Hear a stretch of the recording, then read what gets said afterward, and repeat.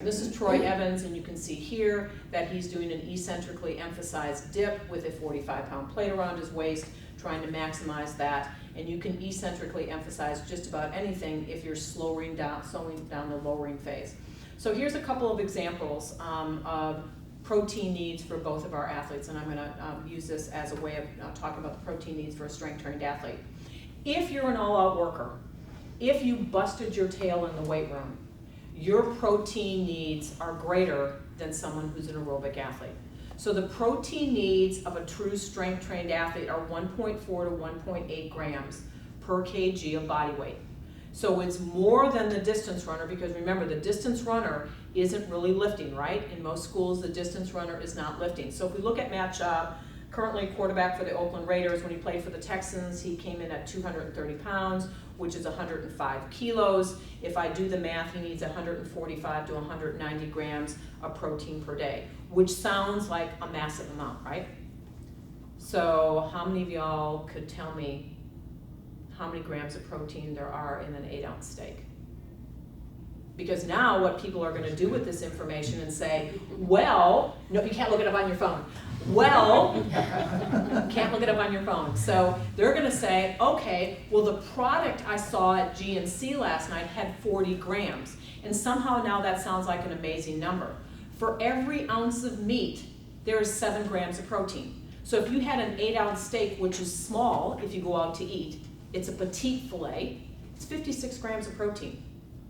So it's not hard if you're not vegetarian to meet that. So if you remember one number, remember 7 grams, because essentially there's 7 to 8 grams in an 8-ounce serving of milk. There's 7 grams of protein in an egg. There's 7 grams in an ounce of meat. And so when someone says to you, well, I need a whole lot of protein, and you say, what did you eat last night? And they say, well, I ate a 10-ounce steak.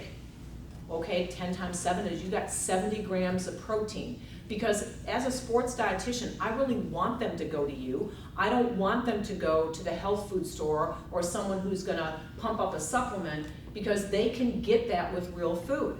Again, if you're remembering a number, 7 to 8 grams, that's a serving of beans, about a half a cup of cooked beans. So again, if you have someone who says, I had a bean burrito last night, or I had red beans and rice, you can do the same thing there and just remember that one number. Is it 100% factually true? No. Is it going to get you in the ballpark? Yes. And that's really where I want to put you, is put you in the ballpark. So now, if Matt Schaub were eating 6 to 8 ounces of meat per meal, he's not going to have any trouble. Remember, protein doesn't just come from meat and beans, as I mentioned, or eggs. It also comes from vegetables and bread. So a serving of vegetables, about 3 grams of protein. A slice of bread, about 3 grams of protein. So now I'm getting you to remember 3 and 7, and now you can very quickly say, well, you know, you had a turkey sandwich. 3 ounces of meat is about as deep as your knuckle. So they said, oh, I had a turkey sandwich. How much meat? Oh, about as deep as my knuckle. So I've got 3 ounces there. I got 21 grams of protein, 2 slices of bread, give me another 6, and now I can very quickly ballpark it. There are apps for that. You can certainly have an app on your phone, but the reality is you have to know portion. Regardless if you're using Lose It or Fit Day or you have to know portion. So if you don't know portion, all of this data is lost, but it's not hard to do. So again, now our very slight Olympic marathon winner weighed 132 pounds. His protein needs are 70 to 85 grams per day, and clearly it's not hard for them to do. Now, when we talk about protein and muscle synthesis, the protein requirements for strength-trained athletes are no greater than 2 grams per kg, with a few exceptions. In individuals that are bodybuilders, a little bit higher. What I don't have on this slide is the injured athlete needs to eat protein at the same level as the strength-trained athlete. Because in the world that I live in, and certainly you live in, if I'm held accountable for an injury, and why isn't this player getting back? Part of it is, the common sense thing is, I'm not exercising, I don't need to eat, and I certainly don't need to eat as much protein because I'm not lifting. The injured muscle, the injured bone, has a higher need for protein, because what protein does is build and repair, right? That's what protein does. And so when you are building and repairing tissue, protein needs are going to be higher. So when you ask collegiate athletes, not high school athletes, I haven't seen this done in high school athletes, what's the protein recommendation? Well, 67% didn't know, and a third of people estimated at 8.7 grams per kg. Okay, nobody needs more than 2. So in the world of strength-trained athletes, A, they don't know the protein requirements, B, they don't think they can get them through food, and C, they've multiplied their protein needs by a factor of 4. So if you go back to just basic nutrition when we talk about muscle protein synthesis, I want you to think about carbohydrate as protein's bodyguard. And a bodyguard does what? It protects. So the number one need of any athlete, adolescent, college, pro, is do I have enough calories? And if you don't have enough calories, your body is going to take all that expensive dietary protein, send it to the liver, and make about 60% of that protein turns into carbohydrate. So you have to meet your energy needs before protein is really going to be used for building and repairing. So when someone says, well, I don't want to get fat, well, if you're running, chances are that's not going to happen if you're eating carbohydrate. But if I'm a parent watching my child run, I don't need to sit in the stands with an extra large pretzel, a Gatorade, and then go at halftime and get nachos. Yes, that carbohydrate is going to make me fat because I'm doing nothing. Cheering, the last time I checked, and being excited about athletic competition is not a real big calorie burner, so a parent wouldn't need that. So what limits all of this from being applied? And certainly tradition, coaches, sometimes religious and cultural beliefs influence nutrition choices. Parents oftentimes are providing information at home that is counter to what we know to be nutritional science. Paleo, Atkins, pick it, gluten-free. We can pick a gazillion different strategies and say, is the science out there to support its use? And again, in the weight loss world, I don't think I can make a compelling argument, depending on someone's percent body fat, that Paleo and Atkins aren't bad plans. I'm not going to argue with that. But for the athletic individual, they are bad plans. Certainly, supplements can prove useful, but for any of your high school kiddos that are planning on going to the collegiate level, they will be drug tested. So just because they didn't get drug tested in high school, they will be drug tested. My son Kevin, because he had a good strength coach and some really great ATCs in his career, tore his meniscus for the second time 10 days before ACCs at Virginia and ran. He had a need, they went in, took out the torn meniscus, and he ran and placed 6th in the ACC, which is Clemson and Florida State. Not to brag about him, but to brag about his really great athletic trainer, his great strength coach, and Dan Riley, and hopefully his mom was bringing up the rear with some good sports nutrition. He was drug tested 6 times. Because there's no way you can run with stitches in your knee as a sprinter. There's no way you can do that. So I always say when really good sports medicine combines with a great strength coach and good sports nutrition, there is, I don't want to say it's limitless because that's not true, but I don't think we've reached the boundaries of what can happen when we work together as a sports science team. Certainly on different levels, NCAA, MLB, professional football are all going to regulate that, but I get back to the question, what happened to real food? So when I ask people about dietary supplements like whey protein, I would say, remember your nursery rhymes. Little Miss Muffet sat on her tuffet eating her curds and her whey. Okay? Curd is cottage cheese. Curd is cheese. Whey is the liquid portion of milk. Whey protein is milk protein. So when someone says, I gotta go buy whey protein, really? Do you have milk at your school? Yeah, well, I'm not drinking milk. Milk's not good for me. It's got hormones, it's got antibiotics. Okay, but that's where whey protein comes. That's not where whey protein comes from. So when we take dairy protein and then we dissect it down a little bit further to whey, and then the other protein that everybody wants to take is casein because it's a slow release protein. Those are the 2 major proteins in milk. We dissect it further, we call them branched chain amino acids, and now that really is the supplement store. I'm going to take BCAAs, I'm really proud of that. And then we distill it down a little bit further to leucine, and now we're talking magic. Not realizing that the source of all of those, if we took it back up the food chain, was dairy protein. I don't work for the Dairy Council. I'm just a sports dietitian that promotes real food, and why wouldn't I want to use that? So in my rice athletes, I asked the question, where does it come from? I got the health food store. Then I got supplements, and then they thought, I better not say supplements without pure supplements, so supplements, but only get NSF certified supplements. And I said, what about dairy? No, we didn't get that part, we didn't get that. Does the type of protein matter for strength gains? And the answer at this point in time is pretty compelling, that the answer is yes. And it is whey protein. Whey protein appears to be, of all the protein supplements someone can take, soy, hemp, pea, rice, almond, if we're looking at strength gains and muscle protein synthesis, at this point in time, whey gets it. And studies indicate improved muscle protein synthesis with skim milk and whey protein, both mitochondrial, which are the aerobic proteins for our distance runners, and then the myofibril, the strength proteins, the contractile proteins, all improve. The driving force is probably the rich content of branched chain amino acids. So if someone says to you, should I take branched chain amino acids, I would hope your first response was, get yourself an extra carton of milk at lunch, because that's going to be a really great source of branched chain amino acids. You're going to be so cool to that athlete because you knew that. The next time they have a question about creatine, or should they take JAK3D, or whatever else the new supplement of the day is, they're going to come to you because you had an answer. And they're going to say, oh man, my ATC, my school nurse, my health teacher, they all knew the answer to this. And in reality, this is where I want to get my information from. So the driving factor is branched chain and probably leucine. So when we're looking at milk, and I don't work for ATB, but I guess I should. When you look at the nutrition composition of milk, these are all what are called proteins of high biological value, and that's what that BV means. They're proteins of high biological value. Milk is up there with egg and some other ones as being really, really high quality proteins. There are protein fortified milks, and HEB has done a really good job with Mutopia. Mutopia has 12 grams of protein. Average glass of milk, as I told you, had 7 to 8. And so now mom just buys something different, and all HEB has done is add more whey protein to the milk. That's all they've done.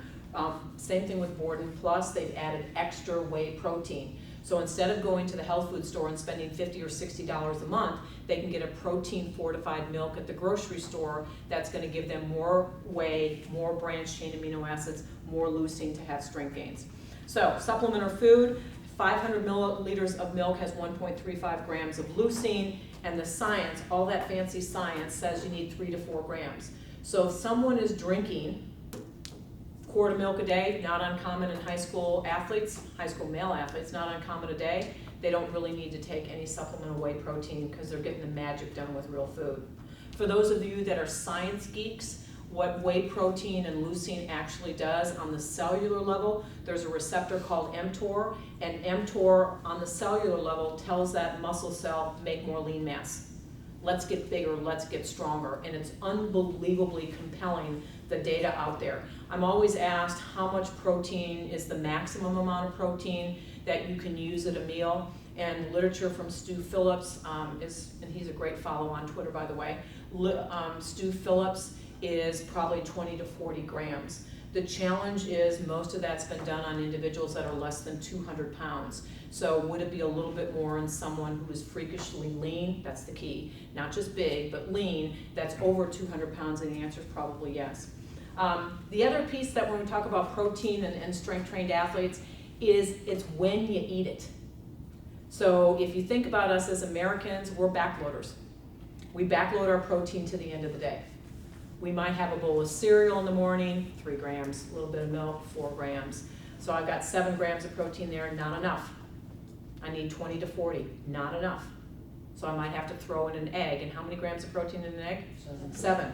So now I'm bumping it up a little bit. And a tip that you can give parents, because I stumbled on this, I wasn't very bright, I guess, stumbled on this when my son was a high school junior. I just boiled a dozen eggs on Sunday, peeled them, key, covered them in plastic, so when he was going out the door in the morning, he could take 2 hard-boiled eggs, and that was 14 grams of protein, and then he had that with a bagel and peanut butter, and he was solid and ready to go, but I had to make it easier for him. Again, another really great thing for kids to have for a morning snack is actually beef jerky. Beef jerky serves a lot of purposes. One, it's low-fat protein because the fat's been rendered out when it's been dried, and it's a really good source of sodium for those individuals that are cramp-prone athletes. So again, have some stock in the beef jerky, people, because I'm out there promoting it, and hopefully I can make you rich. Physiological need dictates protein at every meal, and you hear it more often than I do. Busy student athletes often miss breakfast, and my wise guy response to that is, if you're missing breakfast, if you're too busy for breakfast, you're too busy to be good. I need 5 minutes from you in the morning where you have something before you walk out the door, because your coach can't make something out of nothing, your strength coach can't make something out of nothing, and so I need you to fuel up and have something. Are the benefits the same for women? And the answer is yes. So most of the data on strength training and whey protein has been done on males. If you look again at Stu Phillips, he's demonstrated very favorable impact on overall body composition with the use of high quality dairy protein, and get the same strength training benefits. As we jump into body composition, which is something I'm really, really passionate about, I have one of these at Texas Children's main campus, and I really think it is the gold standard. There's lots of ways of doing body composition, and we can debate them if you'd like. I really love this piece of equipment. It is a bod pod, and it works like underwater weighing, but instead of displacing water, it displaces air. So if you have an athlete who doesn't swim, or an athlete with exercise-induced asthma, to do underwater weighing, you have to breathe out all your air. Well, if I don't swim, and you say, well, I'm gonna submerge you in 13 feet of water, I'm having a freaking panic attack. You're not gonna do that, because I don't wanna go underwater, I don't like to swim. So when Reliant Now Energy Stadium was built, the Texans were the first team in the NFL to have a bod pod, and we could have had any kind of assessment equipment, and now the NFL Combine uses this. So if you have a football player who really wants to go on and market themselves on a collegiate level, getting a bod pod done, and then bod pod has published data since 2006 on the body compositions of linemen, defensive backs, quarterbacks, kickers, and now they can use that as part of their marketing portfolio to a college coach. Other measures include calipers, bioelectrical impedance, hydrostatic weighing, body fat scales, DEXA. The real problem with bioelectrical impedance and the body fat scales is hydration. You have to be hydrated for those to work. And if not, you come across looking a little bit different. So I love my husband dearly, but he bought a body fat scale, and I said, don't use that. And he said, well, I got on it and I really like it. I'm, like 8%. And I said, baby, I love you dearly, but I've seen 8%, and you're not 8%. You're not 8%, so I brought him down to Texas Children's, and he was 16% in the bod pod. Really, and that's still lean for a guy, but he was really ticked off. He said, well, I don't like this bod pod thing. I said, well, of course you wouldn't, because it gave you a different number. So again, highlighting my buddy Seth Payne, when he played at the Texans, 6'4", 305, and his BMI 37, which is stage 1 obesity. But his percent body fat in the bod pod was 19. Now you think, well, 19 still sounds a little high. If I were to pinch him, bod pod gets at all of your fat. It's a religious experience. It gets at all of your fat. If I were to pinch him, he could be as low as 12. That is freakishly lean for an NFL lineman. Unbelievably lean. So when we look at a 300-pound high school athlete at 50% body fat, and then Seth Payne coming in at 19%. Unbelievable difference. And part of that is that whole Tanner staging. The fact that obviously Seth is a grown man. He can easily accrue lean weight, where that 15-year-old Tanner 2 kid cannot. And they're not going to be the same body and have the same health risk.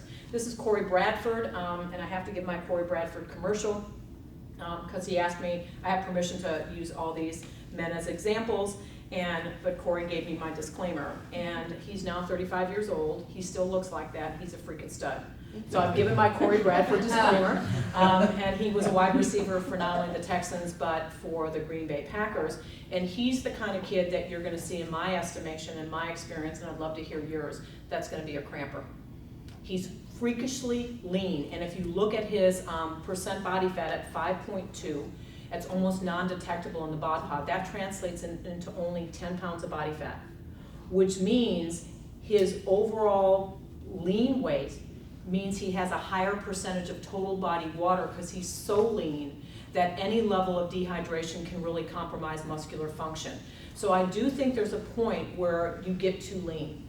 At Texas Children's 3 years ago, we hospitalized 6 young men that decided they wanted to be 0% body fat and went on a huge cutting diet. The bad news is, just like if girls do that to lose weight for cross country and their estrogen disappears, so does testosterone. And so these young men that were 17, 18 years old, that biologically were Tanner 4s and 5s, had testosterone levels of under 20. And the low end of normal is 300. So these young guys actually got themselves back into prepubertal, really wasn't what they wanted to do. There's not too many guys who'd say, yeah, I want to be less than 5% body fat and I don't care if I have any testosterone or not. Probably not, for many, many reasons, the way that you would want to go. So there is too lean. Recovery is a process, and translating this into practices is oftentimes the biggest challenge. When we talk about recovery from exercise, one, I've already established you got to earn it, right? You got to earn it. And you have to be able to look at this, and the science, and what you hear misquoted all the time, is you have to eat 30 to 45 minutes afterwards. And that's the window of opportunity. And yes, there is some science to say that the earlier you can eat, the better it is for overall recovery. But recovery is not a one-time event. You don't say, I had my chocolate milk and I'm recovered. Recovery goes on up to 36 hours after a hard lift. So you not only have to eat within 30 to 45 minutes, you need to have a meal within 2 hours and probably then another snack, because you want that anabolic process of rebuilding to continue.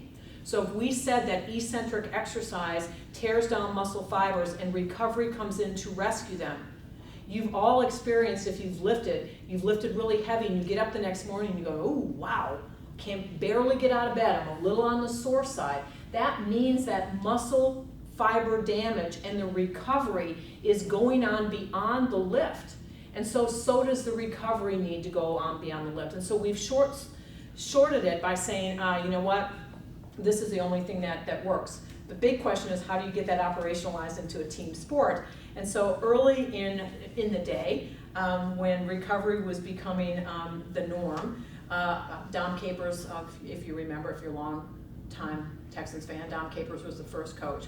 I said, I want guys to have something right after practice. It can be light, I want to start the recovery process, really want to get it going. And he embraced that as someone really supportive of nutrition. And so you can see the guys are cooling down here, they're stretching, and we've got a milk-based product, because this was, again, before NSF became the norm and all the other things that go along with nutritional products. And so I came up with the idea, and unfortunately the strength coaches always have to implement my ideas. Mm-hmm. And the great thing was we got 100% of players to buy into it, and the room's a little bit light, but if you could see the player's skin exactly, you would see that they're all dripping sweat. So you know what it's like drinking something milk-based when you're hot and sweaty. No bueno, right? You just really don't want to do that, because it's not delicious. And this is for the high school athlete. I'll talk about feeding the muscle when the muscle's hungry, not when you have an appetite, and we can talk about some strategies along with that. This you can see a little bit easier because it's a close-up shot of Mark Bruner. He's actually dripping sweat. I like this slide for a lot of reasons, because as you look at his arms are glistening, and that's because he's made up to 30% more sweat glands, and he's acclimatized, even though he's in the bubble. And he said, you know what, I'm 30 years old, I'm at the tail end of my career, I'm gonna do anything I need to do to extend my career. So when you're talking to a high school athlete, the challenge is oftentimes they go from practice, they're hot and sweaty, and when your core body temperature is elevated, the blood goes to your arms and legs to dissipate the heat, because heat is toxic, which means there's a finite amount of blood to go to the stomach to digest food. So one of the reasons people get sick is because there's not enough blood flow. So whatever recovery nutrition looks like, it should be liquid-based. That first, whatever coming off the field, and this is where Gatorade can help the recovery process. Gatorade doesn't really have any protein in it, and so there has to be something within about 2 hours. So again, it could be a half a peanut butter and jelly sandwich, depending on your school's philosophy about food in the locker. It could be a Power Bar or a Cliff Bar, a Kind Bar, whatever bar that you would like, as long as it's got some protein about 2 hours later. So again, getting them to eat something or drink something with calories is the most important thing to start the recovery process, but it continues throughout the day. So if you have a kiddo who says, look, you know, I tried drinking Gatorade after practice and I throw it up, I just can't tolerate anything sweet after practice, I don't like it, or whatever the challenge you have, realize it's never good nutrition if it shows up on your shoes. And so they'd be much better off to come in, cool off, realizing that they haven't lost that metabolic window, that recovery is a process and not an isolated event. Are there dietary supplements that enhance performance? And for everybody who's got their smartphone out, if you don't have this app on your phone, you should. It's NSF, Nancy Sam Frank, Certified for Sport. And I'll power up my phone and pass it around and let you take a look at it. You need to install this on your phone. So if a kid comes to you and says, can I take, which I'm sure you've never had that question, right? Can I take? That you automatically say, well, let's look it up and let's have you install this app on your phone. And it really is a great app, and this is what it looks like. If you want to answer all my emails, the blue one, NSF for Sport? NSF Certified for Sport. And you can search by company, you can search by product, you can search and say, now, you know what, if you want a whey protein, here are some that are certified. Certified doesn't mean it works, it just means it's clean, okay? So for example, you're not gonna see Jack 3D. You're not gonna see products by Gaspari Nutrition, a company that in my mind is notoriously dirty. You're not gonna see USP Labs that made Jack 3D as a certified company. So you don't have to know everything, you just need to have the app, and this is a really good app, and I'm kind of excited about it. So are there things that work? Yeah. Yep, there are things that work. Beetroot juice is one of them. How many of y'all are familiar with beetroot juice? Awesome product. If you're a little hypertensive, also will help to lower your blood pressure. So you can look at that as a non-pharmacological aid. It reduces oxygen demand. It's actually a vasodilator. So when you are running and you're trying to get better oxygen to your tissues, if you vasodilate, you get better oxygen. So actually what it does is it makes and produces nitric oxide. And if you follow any of the distance running literature, I think everybody's in awe of the domination of the Kenyans as distance runners. Lots of biological reasons, but one of the reasons is as a culture they've lived at altitude for centuries.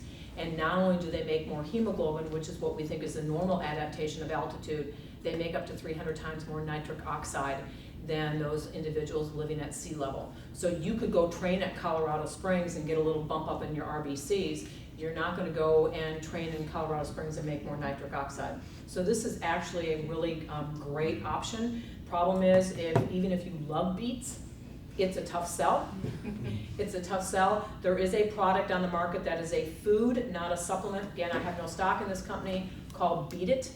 You can get it at Whole Food. Really is great for distance runners. Science behind this is unbelievably compelling. Other nitrate-rich vegetables, if you wanted to take my lead and do the food first, Chinese cabbage, not a seller. Leeks, nope. Celery, spinach, beets, nope. And then there's a food-based product called Garden Vegetables Nature Whey, that's beetroot juice. And I'll finish with this, omega-3 fatty acids, big fan. Big fan. Early in the day, when in the NFL you could give dietary supplements to athletes under the NFLPA goalpost sign, we cut out Advil use of the Texans by 25% with high dose fish oil.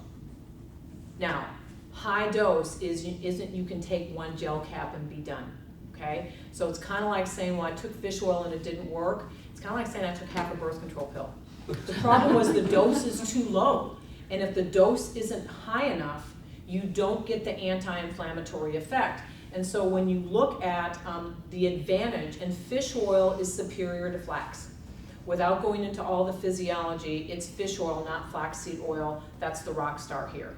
And the reason is fish oil has the anti-inflammatory component EPA.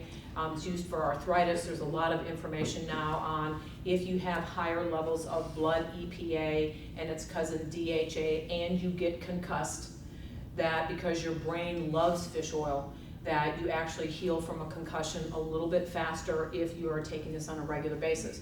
The problem is what? Why don't people want to take this? Beyond the expense. Tastes bad. Tastes bad. So it repeats on you, and if you take it first thing in the morning and you taste sardines, it's the fish burps. That's the #1 reason. I don't know why this works. So this needs to be somebody's PhD dissertation. If you freeze it, it doesn't repeat on you. You can take it frozen. Okay, you can take it frozen. So that's one. Two, there are products out there that are lemon flavored, and Nordic Naturals is a lemon flavored product.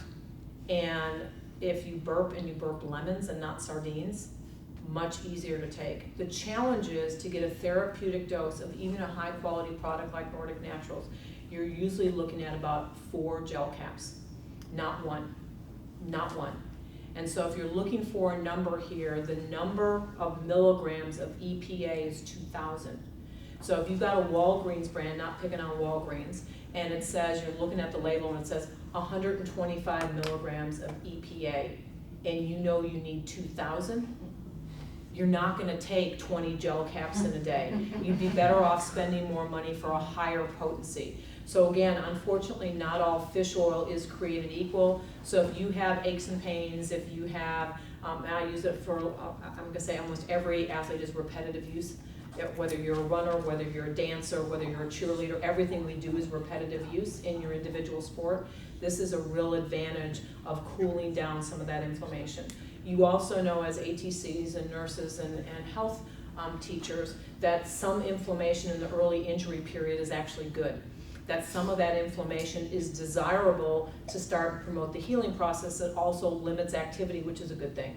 So there's a lot of reasons to have some inflammation, but the reality is you don't want chronic inflammation. The chronic inflammation is really what sets you up for chronic health concerns as well as injuries that they end up in your office all the time because for whatever reason they just can't get better despite all your brilliance and wisdom. They just don't get any better.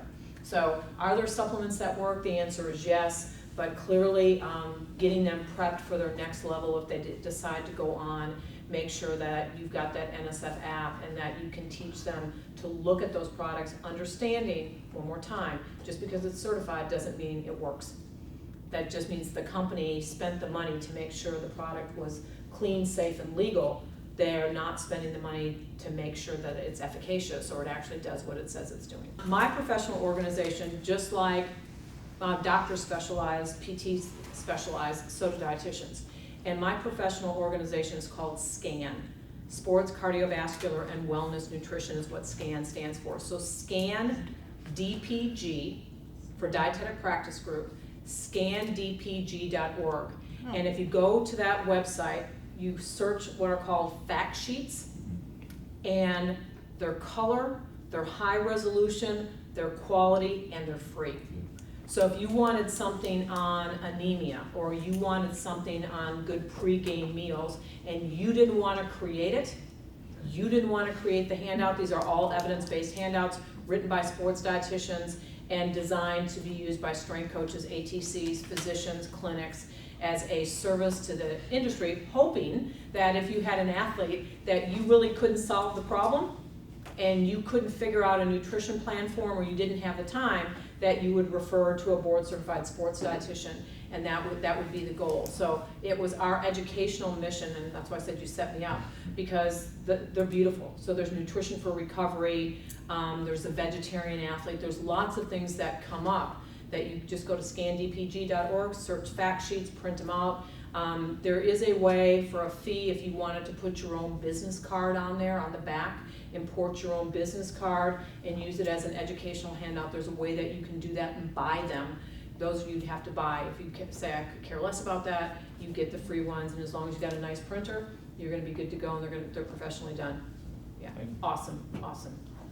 All right, well hopefully this was helpful, got you going, and I appreciate the dialogue, they're really good questions, and if I can help you, you got my email address, you got my card, like I said, don't call me, email me, and look forward to seeing you all again. Thanks so much for having me, appreciate it.